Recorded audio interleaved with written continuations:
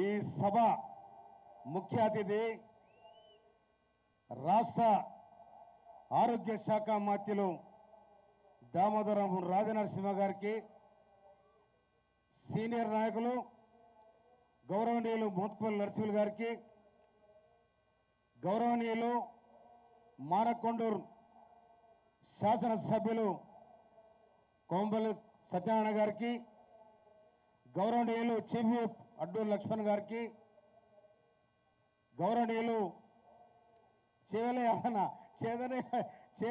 అంటే ఎమ్మెల్యే 3 సార్లు, అన్ని పదవులు యాదనకే ఉంటాయి. యాదన్న నీకు దండం. తర్వాత పోయిన సర్కార్తోని, పోయిన ఫాసిస్టు పాలనతోని కత్తుల కోలాటమాడిన నా కాసిమన్న కత్తుల కోలాటమాడిండు. తీసుకుపోయి 4 నెలలు జైల్లో వేసిన ఎహని నువ్వేంద్రాని ఈ జాతి కోసం, ఈ వ్యవస్థ కోసం, ఈ ప్రజల కోసం నేను ప్రాణాన సిద్ధమని చెప్పి ఒక ప్రొఫెసర్గా, ఒక మాదిగ ప్రొఫెసర్గా నిజంగా జైల్లో ఉన్న మహా కత్తుల కోలాటం వాడిన కాసిం, ఎంఆర్పిఎస్ అధ్యక్షుడు తమ్ముడు నరేష్ గారికి, మల్లన్న గారికి, సుధాకరణ గారికి, నాగరం అంజన గారికి, తదితర వేదిక మీద ఉన్న మీ అందరికీ చలో అందరికీ నమస్కారం. తమ్ముడు ఏపూర్ సవన్నకు, ఆ కళాకారులకు అందరికీ, ముందు కూర్చున్న అన్నదమ్ములకు హృదయపూర్వక ధన్యవాదాలు. ఇలా మాదిగోలు అంటారు. మాదిగ సమాజానికి ఈ వ్యవస్థతోని సంబంధాలు ఉన్నాయి. ఎందుకు ఈ మాదిగ వ్యవస్థను వాళ్ళు వ్యతిరేకిస్తున్నారు అంటే, ఇవాళ నేను వెంకటస్వామి గారికి సవాల్ చేస్తా ఉన్నా. నువ్వు ఎస్సీ వర్గీకరణ వ్యతిరేక పోరాటం చేస్తా ఉన్నాం. దాన్ని మేము అరగదొక్కుతాం, నిలబెడతాం. రేవంత్ రెడ్డి గారి నాయకత్వంలో మేము తీసుకుంటాం. అది జాగ్రత్త బిడ్డ అని చెప్తున్నా నేను. నువ్వు మా మాదిగలకి ఏం చేయ, నీ తోడున్న మాలలకి ఏం చేసావో చెప్పాలి. నీకు తోడున్న మాలలకి ఏం చేసావో చెప్పాలి. నీ అయ్య కాంచి మొత్తం రిజర్వేషన్ పేరు మీద కోట్లు సంపాదించారు మీరు. చిన్న మీరు ఇక్కడ ఎవరు రావద్దు ప్లీజ్. మీరు పక్క జరగండి మీరు పోండి. ఇవాళ రిజర్వేషన్ పేరు మీద మీరు మీ నాన్న కోట్లాది రూపాయలు సంపాదించారు. ఇవాళ మాకేం పెట్టకును. మేము ఎవరు కూడా మీ ఎంగి చేయకూడదు దాపాం, మేము ఎడవ చేయకూడదు దాపాం. శరంతోనే బతికే బాధక జాతి ఇది. ఇంకొక మాట చెప్తాను నేను. మేము కరాఖండిగా ఉన్న శౌర్యం ఉన్న ఆవుపోయారు వస్తే దానికి వెళ్ళిన గోర్జాన్ని మేము పందిరి కడితే ఊరంతా వచ్చి అడకపోయే వాళ్ళు. అది మోదక గోర్జం.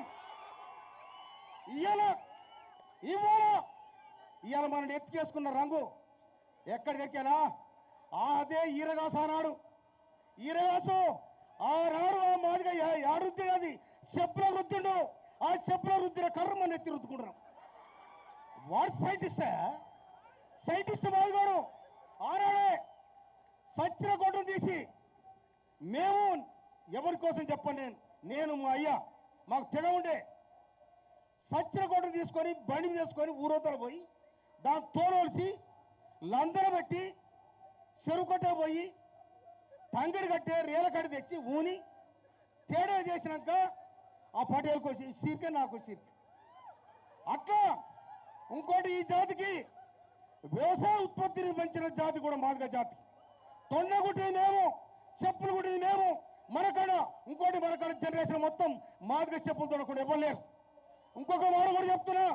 గూటవరెడ్డికి గుడారెడ్డికి, మాదిగ రెడ్డికి మొదలరెడ్డికి ఈ బంధం మన బంధం ఉంది. వ్యవసాయ రంగానికి సంబంధం ఉంది. అందుకోసమనే ఇవాళ గొల్లనకు తిత్తి కుట్టింది ఎవరు? మాదిగోడు. గొల్లనకు తిత్తి కుట్టింది ఎవరు? మాదిగోడు. గౌన్లను ముస్తాబు కుట్టింది ఎవరు? మాదిగోడు. ఇవాళ మింటికి ఆనాడు మింటికి దేశ స్వాతంత్ర్యం కోసం పోరాడుతున్న సందర్భంలో ఆ మింటికి తోలుగుని బూట్లు కొట్టి రక్షణ ఇచ్చింది ఈ మాదిగ జాతి. మీరే ఇచ్చారు. మీరు మోసక రాజకీయాలు, సందు రాజకీయాలు, మేము సర్దార్ రాజకీయాలు, సర్దార్ రాజకీయాలు. అందుకోసమనే ఏబిసిడి వర్గీకరణ కోసం సుప్రీంకోర్టు ఇచ్చిన తీర్పును మీరు ఎందుకు వ్యతిరేకిస్తున్నారో చెప్పాలి దమ్ముంటే. వ్యతిరేక పోరాటం అని చెప్తా ఉన్నారు. నువ్వు వ్యతిరేకమైతే మేము అనుకూల పోరాటం పెడతాం. నేను చెప్తున్నా, నేను కత్తుల కోలాటం వాడిన కరీంనగర్లో, ఇవాళ మేము నక్సలైట్గా ఉద్యమకారులుగా మా ప్రాణాలు మీరు ఆడగలైన మా మీద సవాలు మీద ఉన్నారు. ఎవరా మీరు? ఇవాళ మీరు ఇంత మాలో అందరూ జమ చేసుకుని ఇంత మంత్రి పదవి రావాలని అంటుండొచ్చు. నేను రేవంత్ రెడ్డి గారు కూడా మనం చేస్తున్నాను. నేను మా మాదిగల కూడా మంత్రి పదవి కావాలి, బోతత్వ కావాలి, మాదిగల మంత్రి పదవి కావాలి. ఎందుకు కావద్దు? అందుకోసమనే నికారసైన మాదిగల మంత్రి పదవి కావాలి. మా జాతి కోసం కొట్టాడుతాడు మావాడు కావాలి. అందుకోసమని చెప్తున్న మిత్రులారా, ఏబిసిడి వర్గీకరణ ప్రకటించినారు. నేను రాజనరసింహ గారు, ఈరేశ గారు, మన సత్యనారాయణ గారు, లక్ష్మణ గారు అందరూ అన్నీ ఉన్నాం. నిండుగా మమ్మల్ని ఆశ్రయించాడు రేవంత్ రెడ్డి గారు. ఇవాళ రేవంత్ రెడ్డి గారి ప్రభుత్వం బోధత్వం మాదిగల కంటే ఉన్నదని చెప్తున్నా. నేను ఎవరు కాదు. ఇంకొకటి, ఈ జిల్లా మంత్రి వారిలో, ఈ జిల్లాలో ఇద్దరు మంత్రులు, ఉమ్మడి జిల్లాలో గౌరవనీయ ఉత్తమ్ కుమార్ రెడ్డి గారు మన ఉపసంఘానికి అధ్యక్షులుగా ఉన్నారు. తర్వాత ఇక్కడ రెడ్డి గారు మనకు మద్దతుగా ఉన్నారు. మొత్తం మంత్రివర్గం మొత్తం మనం మద్దతుగా ఉన్నది. నేను మీకు కనుక ఒక అంబేద్కర్ పేరు చెప్పే కనుక సామాజిక న్యాయం అంటే ఇవాళ స్పీకర్ మాలో ఉన్నాడు, ఉప ముఖ్యమంత్రి మాలో ఉన్నాడు. నిజంగా కూడా మాదిగలకు పదవి కావాలని ఎందుకు అడగలే? మీకు ఎందుకు అడగలే? అందుకోసమనే బోధప్తా అడుగుతాం, తీసుకుంటాం. మేము ఎవరు భయపడతాం? పూడో లేకుండా శరత్తులు బతికినాం. పూడో లేకున్నా ఆ గొడ్డును కోసుకొని ఒంటితురు పెట్టుకొని ఆ పూడ కట్టుకునే వాళ్ళం మేము. ఎవరు మీరు?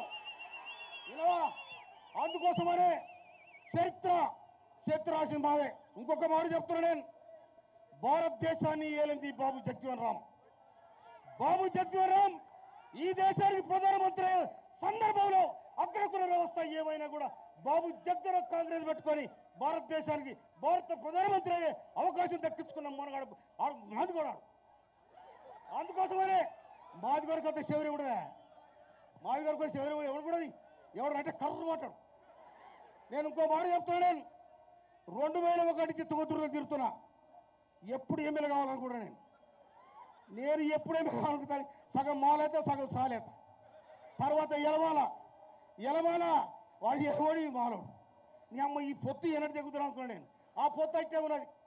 నేను 2001 అనుకున్నా. 2023 మంత్రుల సామెల ధర ఎవడా అనుకున్నా. నేను 2023 నేను ఆత్మీయ సమ్మేళనం పెడితే నేను అనుకున్నా పార్టీకి రాజు పీక్ అవతల పడేసిన.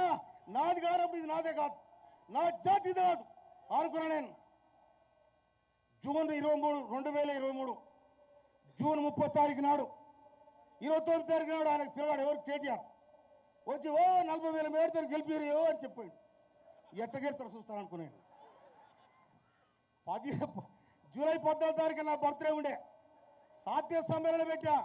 అధికార పార్టీలోకి వెళ్ళి నేను వెళ్ళాను. అంటే వస్తారా రారా అనుకున్నా. 1000-1500 మంది వస్తే నేను వెళ్ళేది రా అనుకున్నా. నీ తనకి 7,000 మంది వచ్చి ఒక్క తనకి అయిపోయింది రా అనుకున్నా నేను. కానీ కాంగ్రెస్ పార్టీ నిటారుగా నిలబెట్టి మందల సామాన్లు టికెట్ ఇస్తే ఏం జరిగింది? తుంగతుర్తిలా ఏం జరిగే? తొక్కుడు దొక్కితే కథరెళ్ళింది. ఈయనవా తొక్కుడు దొక్కితే కథరెళ్ళింది. చెప్తాను ఇవాళ ఒక్కనాడే ప్రజాబలానికి అర్థమైందో చెప్తా. నేను ప్రజలను ఏంటో ఉన్నారు, కాంగ్రెస్ పార్టీ అంటే ఉన్నారు. రేవంత్ రెడ్డి గారు సభ పెట్టి నేను కేసీఆర్ కూడా సభ పెట్టిండు. ఒళ్ళెక్కలు అని వెళ్ళిపోయాడు. ఎందుకంటే వీళ్ళ కథ ఎక్క. ఎందుకంటే వాళ్ళు చేసింది ఏమీ లేదు. ఏం చేసిరు వాళ్ళు కట్టించింది ఏంటిది? ఇద్దరికి నీళ్ళు కొద్దిగా ఈరేస ఏమనుకోదు, మంచిగా మాట్లాడతా. ఒక్కరే నాకు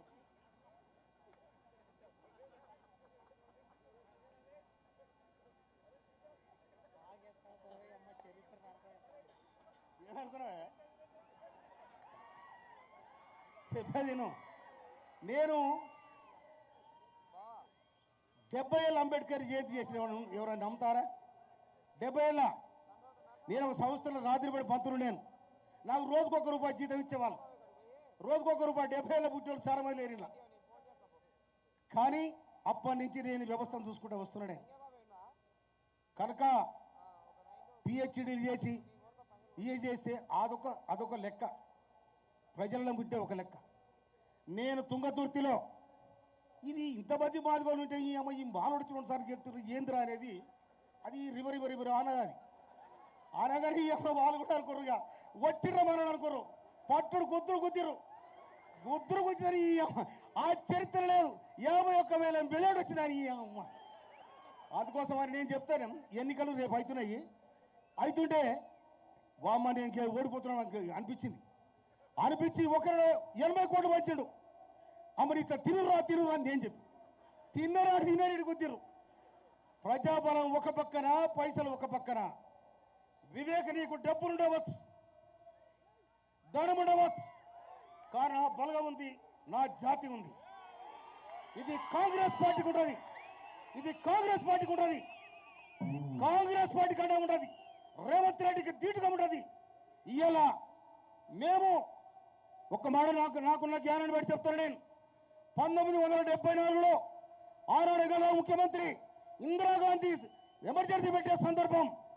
కానీ దేశమంతా ఏమైనా కూడా ఇక్కడ హరిజన గిరిజన మహాసభలు పెట్టి వీళ్ళకు భూములు పంచింది మాలమాది వాళ్ళకు కానీ గిరిజనులకు కానీ భూములు పంచింది కాంగ్రెస్ పార్టీ, ఇల్లు కట్టింది కాంగ్రెస్ పార్టీ, ఆస్తులు పెట్టింది కాంగ్రెస్ పార్టీ.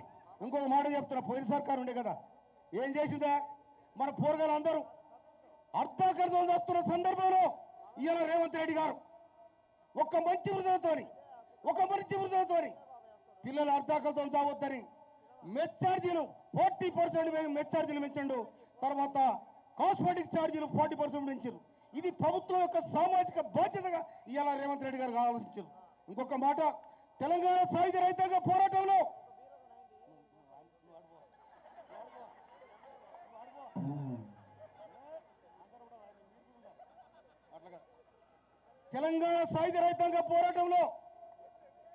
తెలంగాణ సాయుధ రైతాంగ పోరాటంలో ఇసురు దొరతోనే ఇయ్యమాడిన, కయ్యమాడిన, కత్తులు దూసిన, కోములు అడుగులు కుట్టిన సాకలైలమ్మ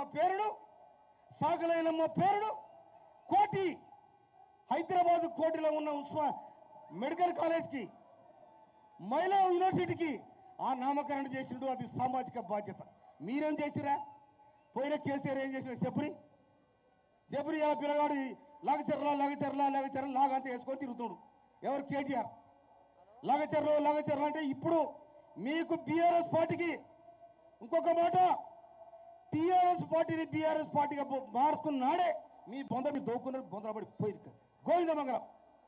నేను ఇంకో మాట, ఇవాళ అడుపక్క మారను, ఇటుపక్క మేము మాదిగలం, మీరు ఏడుపక్క ఉండరు తెచ్చుకోండి. మేము కాంగ్రెస్ పక్షాన ఉన్నాం, మా పక్షాన మీరు లేకపోతే, మా నినాదం ఇవ్వకపోతే మా ఇళ్ళకి రావద్దు. ఇది గీతకి ఇస్తాం, బేరకి ఇస్తాం. మా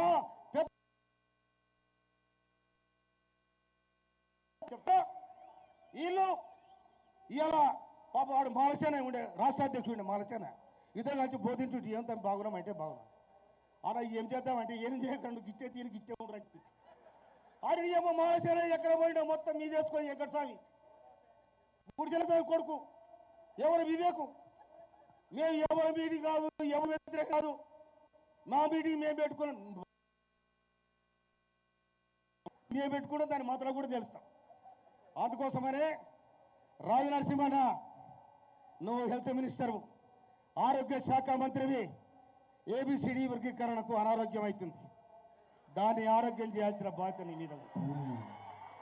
ఏబిసిడి వర్గీకరణకు అనారోగ్యం అవుతుంది, దాన్ని నయం చేయాల్సిన బాధ్యత నీ మీద ఉంది. లేకపోతే వాళ్ళు దవాఖాన ఉండలే కూడా దుడిగారు పట్టుకొని లేచిస్తారు. అందుకోసమనే ఈ నమ్మకం అందరికంటే ముఖ్యంగా రేవంత్ రెడ్డి గారి మీద నమ్మకం ఉంది. ఎందుకంటే 2018లో చేవెళ్ల డిక్లరేషన్లో ఏబిసిడి వర్గీకరణ కోసం రాహుల్ గాంధీ ప్రకటించారు. ఖర్గే గారు ప్రకటించారు. ఇంకోటి మన రాహుల్ గాంధీ అక్కడ వైడర్ పోయేటప్పుడు వచ్చేటప్పుడు మైసూరు ఎయిర్పోర్ట్లో దిగినప్పుడు సిద్ధరామయ్యను కూడా కలిసి మీరు ఏబిసిడి వర్గీకరణ కోసం తీర్మానం చేయమని చెప్పడం జరిగింది. వెంటనే కేబినెట్ తీర్మానం చేసి వారు కూడా ఏబిసిడి వర్గీకరణ కోసం కమిటీ చేయడం జరిగింది. అందుకోసమే కాంగ్రెస్ పార్టీకి ఒక నిర్దిష్టమైన ఆలోచన ఉంది కాబట్టి ఇవాళ మనం నమ్మకంగా ఉండాల్సిన బాధ్యత మన మీద ఉంది. అందుకోసమే రేవంత్ రెడ్డిని రకరకాలుగా ఏదో చేద్దాం. రేవంత్ రెడ్డి ఎవడ కలిగలుగుతాడా? అదొక నిప్పు రవ్వ ముట్టుకుంటే కాలిపోతాడు. అందుకోసం మిత్రులారా, కాంగ్రెస్ పార్టీ రేవంత్ రెడ్డి గారు మనకు ధీమగా ఉన్నారు కనుక మనం అందరం కూడా ఏబిసిడి వర్గీకరణ సాధించే వరకు మాదిగలం. ఇంకొక మాట చెప్తున్నా, నేను ఇన్నాళ్ళు మాదిగ పెద్ద మనిషి వచ్చి సవారి కాడ కూర్చొని పెద్ద మనిషి గుడి కాడ కూర్చొని అది ఏం చేద్దాం అంటే ఈ అమ్మ పారా అనేటోళ్ళం. కానీ ఇప్పుడు యాన్నో కొద్ది ఈ గోర్యం తక్కువైంది అనిపిస్తున్నా. మీ తీవ్ర ఉద్యమాలకి నీ తీవ్ర ఉద్యమానికి ఒక దీపం అయింది. అందుకోసం ఒక్క చెల్లెలారా, అన్నదమ్ములారా, మీరు యుద్ధ వీరులై కంకరబద్దులై మాదిగ జాతి మహోద్యమానికి మూలపురుషులై ఎదగాల్సిన బాధ్యత ఉందని చెప్పి తప్పకుండా కాంగ్రెస్ పార్టీ ఉద్యోగులు మనం చేస్తున్నాను. ఉద్యోగులకు ఇవాళ ₹1,00,000 జీతం తక్కువ ఎవరికి లేదు.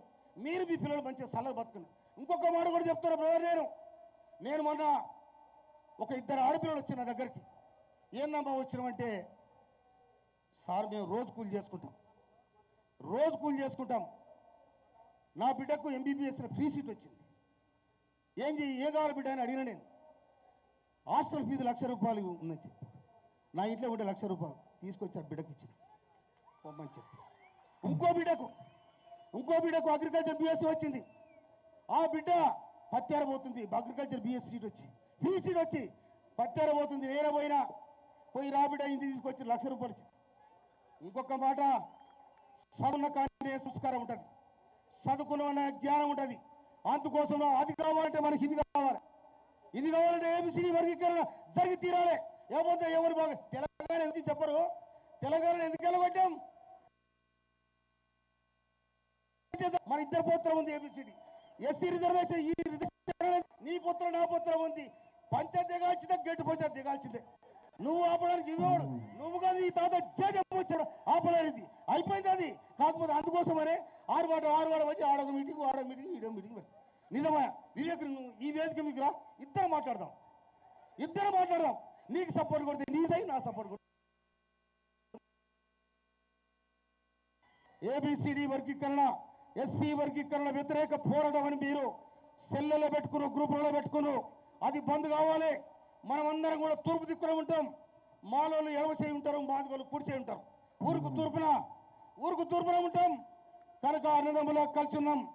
ఎవరు బాగా వాడు పంచుకొని ఇడిపోదాం, అన్నదమ్ములా కలిసి ఉందాం.